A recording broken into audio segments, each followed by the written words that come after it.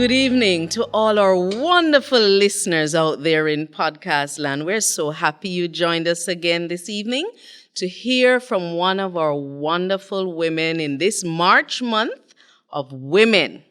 So this month we're talking about women. We're listening to stories of women from all walks of life, all ages and stages, all races, simple women, extraordinary women, and this evening we are going to be graced with the presence of an ordinary woman who has done extraordinary things and has had the power of influence in so many lives. Before we start, we have a little disclaimer.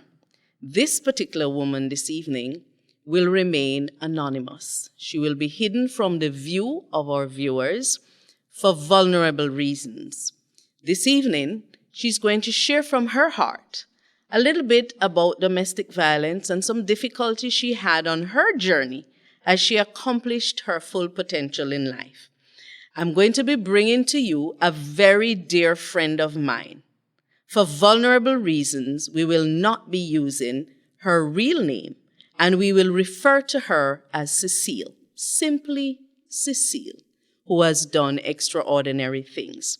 Please welcome our secretive, anonymous, powerful guest, Cecile. Cecile, thank you for joining us this evening. Can you tell us a little bit about where you're from and how you came to the great United States of America? I'm originally from Jamaica, and I got married in Jamaica, and then I came to the United States. I've lived in different states through the years, and my journey has always been difficult, but most people saw me, but they had no idea. I had kids very young, and I had a lot of them. I had 6, but one of them had died. So I raised 5 kids.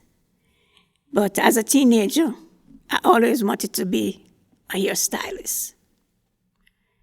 And in the beginning, well, with so many kids, you stay home, you do the best you can. But I never gave up on my dream. And when my kids were old enough and everybody was in school and stuff, I was able to go to beauty school. And then I got my license. And then I worked in a salon for a while until eventually I was able to open my own salon. It wasn't an easy journey because I made sure I'd get up and I'd cook and leave food there for everyone. And that way they could always reheat it before I came home. So the next night I had to study and stuff. What I had found out is they would make noise and different things, and I couldn't get to study, especially when I was having a test the next day. So I decided I wouldn't tell anyone when I was having a test. This way, nobody made any extra noise or anything to distract me from what I had to do. I woke up from 4:30 every morning, did what I had to do. Everybody went off to school, and then I went to school. Throughout my life, no one knew that it was a life of abuse. If you met my husband, my ex-husband, you would never believe what he could do. Because he was one person on the outside, and when he came through the door, it was a different thing. It wasn't always that every day. But after a while, it takes a toll on you. You hide certain things even from your own children. You don't want them to know what is happening. You weren't really able to have friends because he never wanted anybody to come to the house. So it was a lonely life. But when I went to work, at least I had the customers that I could talk to and stuff. Through my experience and with what's on the news, I know a lot of women are going through domestic violence now. And it's not just the women, the children too. My advice is try and go to a therapist. Don't keep it in. It's not good. You may not be able to afford a therapist, so find through the government or somewhere that you can go and speak to them. Also, if you have a very good friend or a family member that you're close to, talk to them. Tell them what is going on. So if something happens to you in your life, somebody knows what you've been going through, and not everything that you see is how it really is. Domestic violence is not just abuse. It's verbal abuse, mental abuse, and physical abuse. The physical, they usually aim for your face. Because if they mess up your face, they feel no one will be interested in you. So you get punched all over, and you do the best you can. It was very hard. It was a lonely life. My friends that I had, no one knew until I left. And I didn't leave until my kids were out of the house, and my last one went to college. But the night I left, if I didn't leave, I would be dead. So God took me out of there. I look back on my life and wonder how I made it. But He made me make it. Maybe it's to tell my story now. I have no idea if that's the reason. My children, even though they were in the house, they didn't know all of it. Because when they were older, they would see certain things, but a lot of things happened in the bedroom that you didn't discuss. You were scared most of the time, but instincts tell you when something is going to, if he's going to come home and make a fuss or what's going to go on. If I'm driving and I'm near my road, a certain feeling come over me that I would know that it's not going to be easy tonight, but you got to go home. So you go home, because you have to get up and go to work the next day. Without my job, I don't think I'd be here today. Mentally, I'd probably be in an asylum. But that's not what God wanted for my life. Even when you have to go to church, they always jest and tell you that you're going to meet somebody. But most of the time, what they're doing is what they accuse you of. But for a long time, I didn't realize that. But I went to therapy afterwards, after I left, for 3.5 years. How I made it financially, I have no idea, only God. And I didn't realize that when I left that I was in depression until a friend from church came by one day on my day off. And I had all the blinds closed and stuff, and I was there. She said, "Oh, no. You're not going to stay like that. You're going to go to a therapist. You're not going to be in here like that."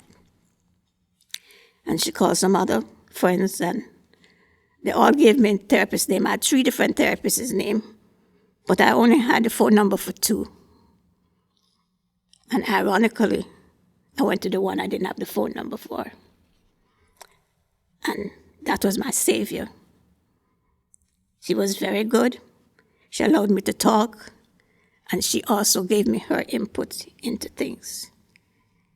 And with that, I made it. Part of my issues, bodily issues, is through the abuse.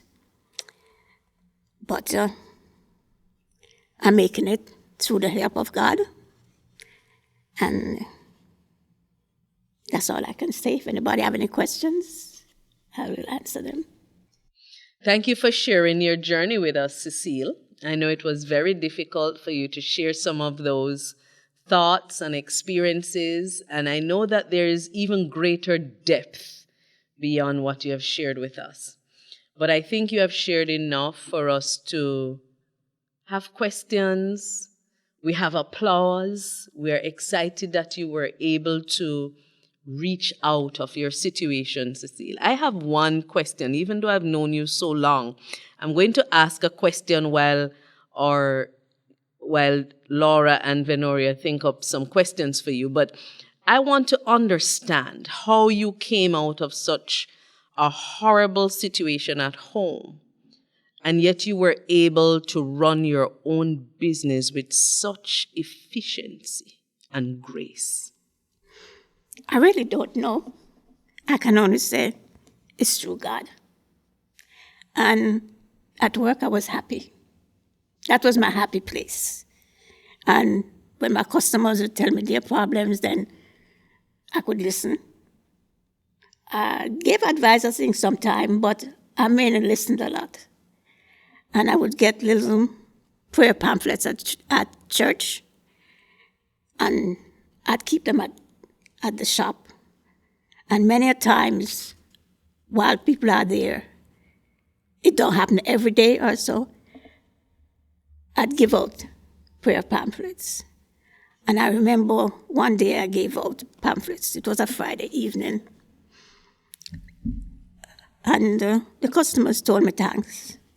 And the following week, when one of them came back, she told me, "You have no idea how you helped me tonight, last week, when you gave me that prayer pamphlet." I said, "Really?" I said, "I go with God. Maybe I don't sound godly to other people, but everybody worship differently." I finished high school. I had a high school diploma, but I wouldn't say I could be in the corporate world or not. But that wasn't my dream and stuff. I remembered in high school when I told my mother I wanted to be a nurse because I'm not afraid of blood and things like that. And I like hairdressing. Mama said, "Guess what? I think you better do the hairdressing because you don't like the books too much." So I said, "Okay." And on the weekends, we'd go to, all of us would meet at one friend's house, and we'd do hair there. I would be the hairdresser. So I tell them, "You better let me know that what we're studying, because when Mama asks me, I have to be able to answer." So she'll know that we weren't just fooling around over here. So they made sure I learned my lessons. And the next Saturday, we do hair again and stuff like that. So I've always liked doing it. So that has been my salvation. Thanks, Cecile. Do you ladies have any questions for our guests? Cecile, a question I have is, if you have a friend that's going through abuse, what do you recommend that friend does for the person that's going through the abuse? I would suggest they talk to the friend and try to get them to therapy, because therapy is what really takes you through it. And I'm not saying every therapist is out there is good, but pray on it and which one you go to, because mine was wonderful for me. But if you're going and you're not getting any satisfaction from that one, maybe find another one. But you can't make it on your own. You need someone to be able to make it with you. That's great. Venoria? Yes. Cecile, first of all, I have to thank you again for agreeing to come out and share your story with Global Women Enrichment and also with our listeners. Instead of a question, I have more like a couple comments. Listening to your story and your composure and the way you delivered your story to our audience, it was so profound. Personally, I'm not sure if thank God I did not go through what you have gone through, but you are to be commended for having the courage to come and share your story with basically whoever is listening. Because I guarantee you, there are a lot of ladies that are in that same situation. And if you are someone that's experiencing what Cecile has gone through, please do not stay silent. Because with situations like this, when you stay silent, you are empowering the abuser to continue to abuse you. So, a lot of times you may say that, okay, he's mad. I made him upset. That's why he punched me. Ladies, I want you to know there is no reason, no justification for anyone to lay their hands on you. When you get married and you say you stand in the sight of God, this guy promised to love you wholeheartedly. Someone putting their hands on you is not love, okay? And the more you allow that person to continue to physically or verbally abuse you, you are empowering that person to continue to do the same. So it would start off with just a little, maybe a push, maybe a thump. And like Cecile said, they go to the face because they want to basically, what should I say? Disfigure you. Basically, yes, disfigure you to some degree, yes, so that you will not feel worthy of being with anyone else. Take control, ladies. You are better than this. Have be empowered to bring any abused person to the forefront, to justice. Because as you are an empowered woman, you have children that look up to you. You want to set that example so that others would be inspired. You do not want to basically promote abuse, because every time you stay silent, you are basically empowering not only that one abuser, but all the other potential abusers out there. So take control of your life, of your situation, and as Cecile said, always look to God for help, because he will give you, he is there for you, he's got your back, and he will be there for you through thick and thin, regardless of what you're going through. You may feel that you have children, and this person is the sole provider, but that's okay. God always has a ram in the bush. Okay? So don't be afraid to take control of your life, and do not let that person define you. As last week when Miss Williams said, do not let anyone define you. You define yourself. So you do not want to be defined that you are a victim and you have been abused and this person is overpowering you. And I'm sorry I seem so passionate, but yes, I am passionate. I am a woman. I have a daughter, and I have sisters, I have a mom, and no, it is not okay. Men, if you're listening out there, it is not okay for you to put your hand on anyone. You may even have daughters. How would you feel if someone that they marry and say that they're going to love them until death do us part, and they're being abused continuously? So no, it is not okay. And I'm going to turn it back over to Dr. Brown. Thank you very much, Venoria. It is very obvious, the passion that our leader brings to our Global Women Enrichment.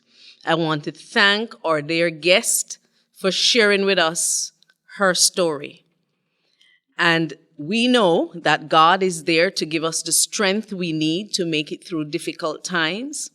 I know that Cecile continues to experience difficulty as she goes through the process of growing older. She's still such a beautiful friend of mine who is there for me.